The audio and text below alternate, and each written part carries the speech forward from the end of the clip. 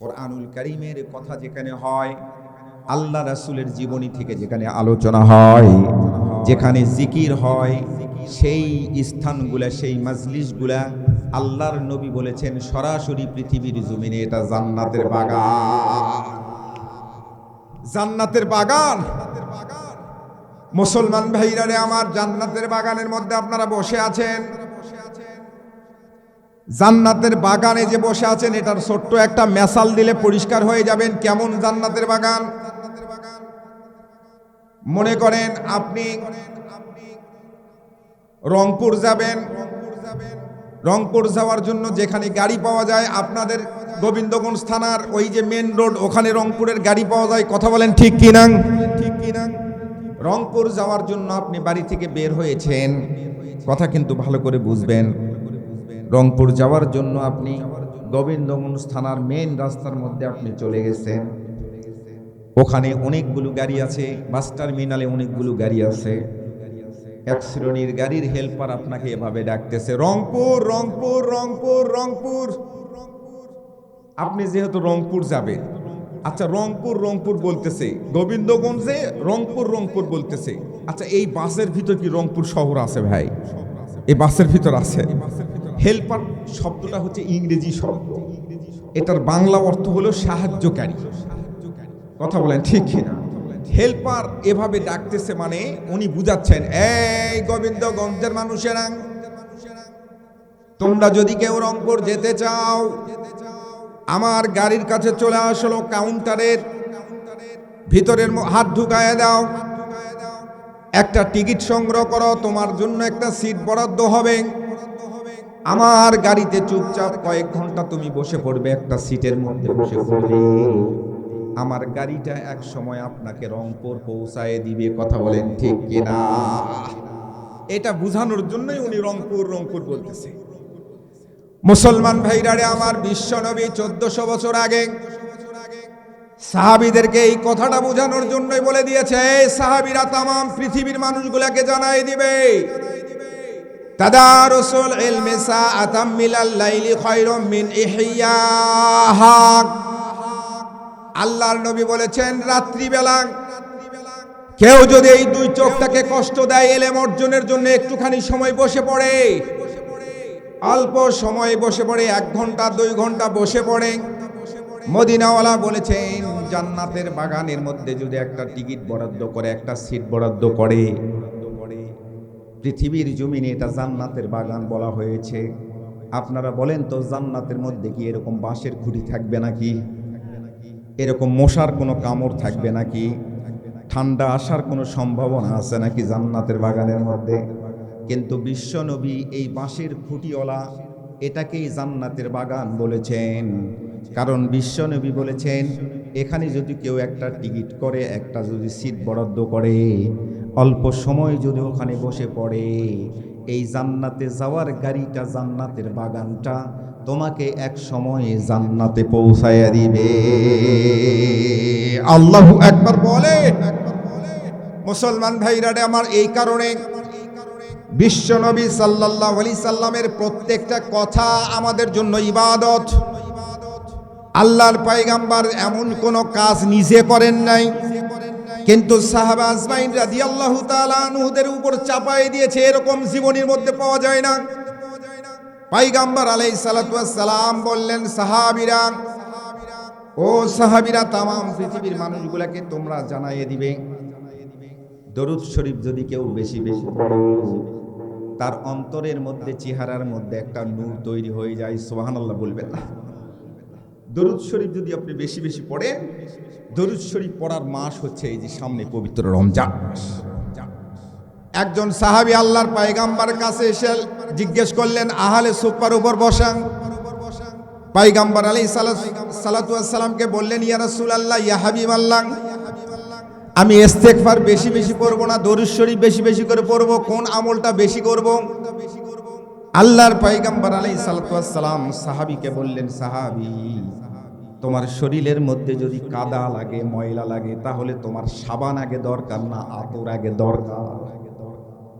আল্লাহর পয়গম্বরের সাহাবী বললেন, পয়গম্বর, শরীরের মধ্যে যদি ময়লা লাগে তাহলে তো আগে সাবান দরকার। আল্লাহর নবী বললেন ইস্তেগফার হলো সাবানের কাজ করে, আর দরুদ শরীফ হলো আতরের কাজ করে। বলেন সুবহানাল্লাহ।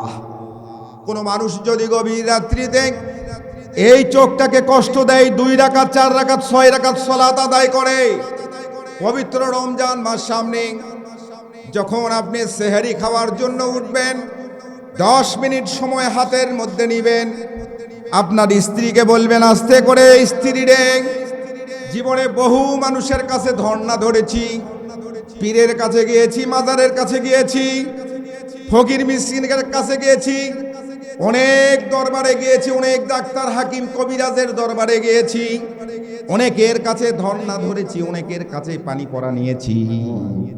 এখন ডাইরেক্ট একটু আল্লাহ পাক খালিকের দরবারে একটু ধর্ণা ধরতে চাই। তুমি অনেক দিন যাবত অসুস্থ, তোমার বুকের ব্যথাটা ভালো হয় না, তোমার পেটের অসুখটা ভালো হয় না, মেয়ে বড় হয়েছে, মেয়েকে বিবাহ দিতে পারি না, কার কি সমস্যা? যত বড়ই সমস্যা হোক না কেন, পয়গম্বর বলেছেন পৃথিবীর মানুষের কাছে যত সমস্যাই মনে হোক না কেন, আমার আল্লাহ রাব্বুল আলামিনের কাছে কোনো সমস্যাই সমস্যা নয়। কথা বলেন ঠিক কিনা? আস্তে করে সেহেরি খাওয়ার পূর্ব মুহূর্তে, ও বাজান যে সেহেরি খাওয়ার পূর্ব মুহূর্তে যাই নামাজটা বিছাই 2 রাকাত 4 রাকাত সালাতটা আদায় করবেন। আর 2টা ঔষধ আমি শিখাই দিচ্ছি, এটা শরবত হিসাবে শরবতের মতো খাবেন। 1 নাম্বার হলো বেশি বেশি ইস্তেগফার পড়বেন, নিজের কৃতকর্মের কথা স্মরণ করে করে ইস্তেগফার পড়বেন। আর 2য় নম্বর ঔষধ হলো আল্লাহর পয়গম্বরের উপর বেশি বেশি দরুদ শরীফ পড়বেন। এই 2টা ঔষধ যখন সংমিশ্রণ করবেন, আস্তে করে আপনার স্ত্রীকে বলবেন তুমি আজকে মুনাজাত করো। আপনার স্ত্রী বাংলা ভাষায়, যে ভাষায় বললে স্বাচ্ছন্দ্য বোধ করে সেই ভাষায় আল্লাহর কাছে চাইবে। আপনি পাশে থেকে আমিন আমিন বলবেন। আল্লাহ রাব্বুল আলামিনের দরবারে আপনার মনের কথাটা বলেন। সমুদ্রের নিচে কতটা মাছ আছে সেই খবর আল্লাহ রাব্বুল আলামিন জানে। ওই মাছের মুখের মধ্যে কতটা ডিম আছে সেই খবর জানে। ওই ডিমটা কোন নদীতে যাবে, কোন মাছ হবে, কত বড় মাছ হবে, আবার কোন নদীতে ট্রান্সফার হয়ে চলে যাবে, ওই নদীতে কোন জেলের জালে আটকা পড়বে, কোন বাজারে যাবে, সৈয়দপুর যাবে না রংপুর যাবে না কুড়িগ্রামে যাবে, কোন বাজারে মাছটা বিক্রি হবে, কোথা থেকে কোথা রপ্তানি হয়ে চলে যাবে, কোন বাজারের জামাই সে ওখানে কিনবে, কার শ্বশুর বাড়ি নিয়ে যাবে, কার পাতিলে রান্না করা হবে, কোন মেহমান এসে ওই মাছটা খাবে, সেই খবরও আল্লাহ রাব্বুল আলামিন জানেন। আল্লাহু আকবার বলবেন না? একবার বলবেন না? সম্মানিত হাজিরিন, এই কারণে পয়গম্বরের সুন্নত তরিকায় যদি আপনার পদ্ধতি যদি ভুল করেন, আমি যে হাদিসটা পড়েছি, আল্লাহ রাসূল সাল্লাল্লাহু আলাইহি সাল্লাম 2টা পদ্ধতি শিখাই দিলেন। সিলেবাস হচ্ছে কয়টা? 2টা। সুবহানাল্লাহ বলবেন না? আলোচনার বিষয়বস্তু বলছি আমি কালামুল্লাহ শরীফের সূরা ইব্রাহিমের একটা আয়াত কারিমা তেলাওয়াত করেছি। অসংখ্য অগণিত হাদিস থেকে ছোট্ট একটা হাদিস তেলাওয়াত করেছি। সিলেবাস হচ্ছে 2টা। এই সিলেবাসের বাহিরে অন্য কোনো জায়গায় যাওয়ার কোনো কায়দা নাই। এখন এই সিলেবাসের মধ্যে থেকেই আল্লাহ রাব্বুল আলামিনের দরবারে পয়গম্বরের সুন্নত তরিকায়, তরিকা শব্দের অর্থ হলো পদ্ধতি। তরিকা শব্দের অর্থ কি? পদ্ধতি। এই পদ্ধতি দ্বারা আল্লাহর কাছে শুধু দরখাস্তটা প্লেস করবেন। আল্লাহর কাছে দরখাস্ত প্লেস করবেন। পদ্ধতি যদি ঠিক থাকে, পদ্ধতির মধ্যে যদি কোনো রকম নয়ছয় না থাকে, ভুল ভ্রান্তি যদি না থাকে, পদ্ধতির মধ্যে ভুল থাকতে পারে, সেটার জন্য আবার ক্ষমা চাচ্ছেন, আল্লাহ রাব্বুল আলামিন আপনার দরখাস্তর মধ্যে টিক চিহ্ন 100% দিবে। কারণ দরখাস্ত কবুলের মাস হচ্ছে পবিত্র রমজান মাস। আল্লাহু আকবার। মুসলমান ভাইরা রে আমার, তাহলে দরুদ শরীফ পড়লে কি ফজিলত এটা একটু বলে দেই। জলিল কদর পয়গম্বর হযরতে সুলাইমান আলাইহিস সালাতু ওয়াস সালাম, ওনার নাম আপনারা শুনেছেন। সুলাইমান আলাইহিস সালাতু ওয়াস সালামকে আল্লাহ রাব্বুল আলামিন একটা মুজিজা দান করেছিলেন। সমস্ত প্রাণীকুলের সঙ্গে কথা বলতে পারতেন। মৌমাছির সঙ্গে কথা বলতে পারতেন, পিপিলিকার সঙ্গে কথা বলতে পারতেন, গরু ছাগলের সঙ্গে কথা বলতে পারতেন। কথা বলেন ঠিক কিনা? সমস্ত প্রাণীকুলের সঙ্গে কথা বলতে পারতেন। এটা শুধুমাত্র পৃথিবীর জমিনে একজন মানুষকে, একজন পয়গম্বরকে আল্লাহ রাব্বুল আলামিন এই শক্তি, এই পাওয়ারটা দান করেছিলেন। আল্লাহু আকবার বলেন। কুকুর যখন দুইটা গল্প করে, কি গল্প করে এটা সুলাইমান পয়গম্বর বুঝতে পারতেন। পিপিলিকা যখন গল্প করতেন, পিপিলিকার ভাষাটা বুঝতে পারতেন। ওমা আরসালনাকা ইল্লা রাহমাতাল লিল আলামিন। এই আয়াতের একটা ওয়াকিয়া আসছে, এই আয়াতের তাফসীরের মধ্যে ছোট্ট একটা ওয়াকিয়া আসছে। বাবা, ওয়াকিয়াটা আমি আপনাদের খেদমতে বলে দেই। সুলাইমান পয়গম্বর একটা মৌমাছিকে ডাক দিয়ে বলতেছে, মৌমাছি রে, তোমাকে একটা প্রশ্ন করতে চাই, এই প্রশ্নের উত্তর না দিয়ে তুমি সামনের দিকে যাবে না। মৌমাছি ধমক খেয়ে ওখানেই বসে পড়লেন। সুলাইমান পয়গম্বর মৌমাছিকে বলতেছে, মৌমাছি রে, আমি লক্ষ্য করে দেখেছি তুমি ফুলের উপর বসো, ফলের উপর বসো, টক জিনিসের উপর বসো, ঝাল জিনিসের উপর বসো, আবার মিষ্টির পাতিলের মধ্যেও বসো। কথা বলেন ঠিক কিনা? সব জায়গা থেকে রস সংগ্রহ করার পর তোমার মধ্যে মধু কেমনে তৈরি হয়, কিভাবে মধু তৈরি হয় তুমি একটু বলো তো। সুলাইমান পয়গম্বরের প্রশ্নের জবাবে মৌমাছি ডাক দিয়ে বলতেছে, পয়গম্বর, আমরা যখন টক জিনিসের উপর বসি, ঝাল জিনিসের উপর বসি, সব জায়গায় বসি, সব জায়গা থেকে রস সংগ্রহ করার পর যখন আমরা মৌচাকের দিকে রওনা দেই, পৃথিবীর মানুষ তোমরা দেখে মনে করো আমরা গুনগুন করে গান গাই আর রওনা দেই, কিন্তু না না, আমরা গুনগুন করে গান গাই না। আমরা যখন মৌচাকের দিকে রওনা দেই, আমরা শুনেছি, আমার পূর্বপুরুষের কাছে আমি গল্প শুনেছি, শেষ জামানায় নাকি একজন পয়গম্বর আসবে, ওই পয়গম্বরের নাম আহমদ, ওই পয়গম্বরের নাম মুহাম্মদ সাল্লাল্লাহু আলাইহি সাল্লাম। শেষ জামানায় একজন নবী আসবে, ওই নবীর নামটা জপ করি আমরা সামনের দিকে অগ্রসর হই। আমরা যখন ঝাঁকে ঝাঁকে মৌচাকের দিকে রওনা দেই, ইন্দিমি টাইম ওই নামটা আমরা ভিতরে জপ করি, ওনার উপর দরুদ শরীফ পড়ি আর রওনা দেই। আমরা টক জিনিসের উপর থেকে রস সংগ্রহ করেছি, ঝাল জিনিসের কাছ থেকে রস সংগ্রহ করেছি, মিষ্টির পাতিল থেকে রস সংগ্রহ করেছি, সব জায়গা থেকে রস সংগ্রহ করার পর আমরা যখন সামনের দিকে অগ্রসর হই, এটার ওসিলা করে, এই নামের ওসিলা করে আমাদের মধ্যে অটোমেটিকলি মধু তৈরি হয়ে যায়। আল্লাহু আকবার বলবেন না? আপনারা কষ্ট পাচ্ছেন না? অনেক রাত হয়ে গেছে, রাত 11টার সময় বক্তাকে দিচ্ছেন, এটা কি একটা কথা হলো? আল্লাহ রাব্বুল আলামিন কবুল করুক, বলেন আমিন, জোরে বলেন আমিন। সম্মানিত বাবারা, তাহলে পয়গম্বর আলাইহিস সালাতু ওয়াস সালামের সুন্নত তরিকায় আমাদের জিন্দেগিটা গঠন হোক, আমাদের জিন্দেগিটা পরিচালিত হোক, পয়গম্বর আলাইহিস সালাতু ওয়াস সালামের আদর্শ মাফিক আমাদের জীবন অতিবাহিত হোক। সকলে বলুন আল্লাহুম্মা আমিন। সম্মানিত হাজিরি, এখন আসে আমরা মূল আলোচনায় একটু প্রবেশ করি। আল্লাহ রাব্বুল আলামিন কালামুল্লাহ শরীফের যে সূরা ইব্রাহিমের যে আয়াতে কারিমা তেলাওয়াত করেছি, এই আয়াতে কারিমার শানে অল্প সময় একটু কথা বলতে চাই। আপনাদের কষ্ট হচ্ছে ভাই? আমাদের বাংলাদেশে যুগ এবং সন্ধিক্ষণে আপনারা লক্ষ্য করে দেখবে, বাংলাদেশে কোরআনুল কারীমের মাহফিলে ইদানিং কালে, এই বর্তমান প্রেক্ষাপটে 5 আগস্টের পরও কোরআনুল কারীমের মাহফিলে আমরা ইউটিউবে দেখতে পাচ্ছি যে কোরআনুল কারীমের মাহফিলেও কেউ কেউ বাধা সৃষ্টি করতেছে। কথা বলেন ঠিক কিনা?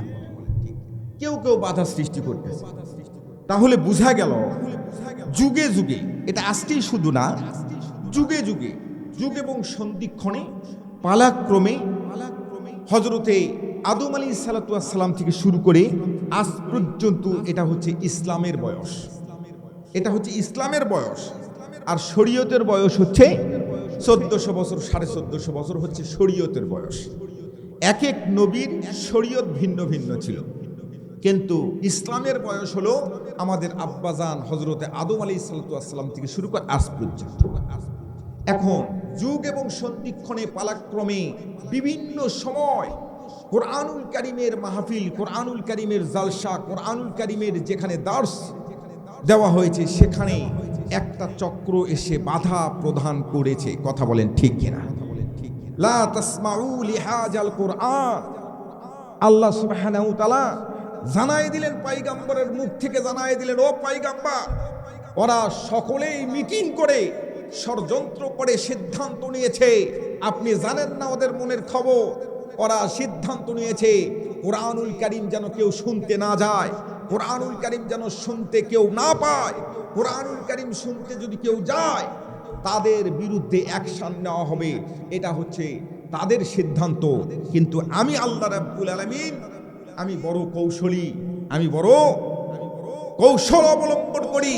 ইন্নাহুম ইয়াকিদুনা কাইদা ওয়া আকিদু কাইদা ফামাহিলিল কাফিরিনা আমহিলহুম রুয়াইদা।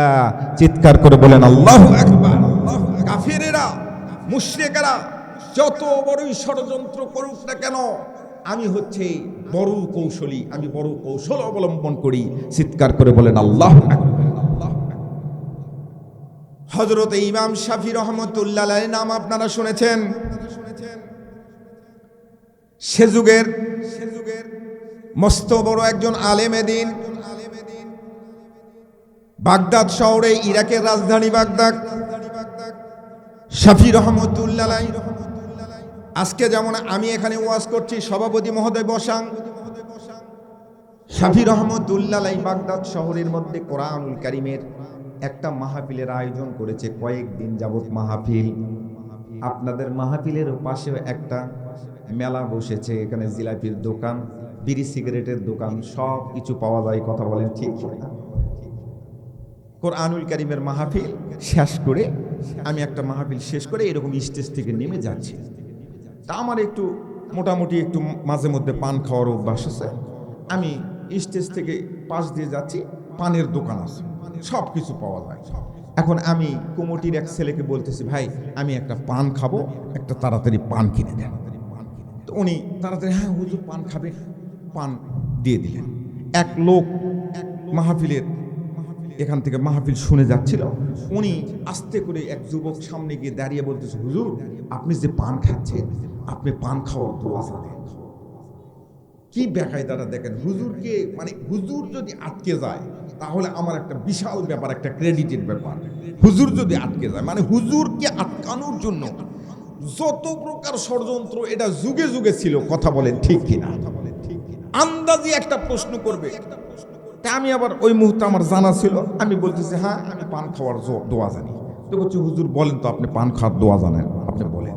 আমি বলছি আল্লাহুম্মা তাম্বুলানা ফিমা রাযাকতানা ওয়া কিনা আযাবা, এভাবে আমি বলছি।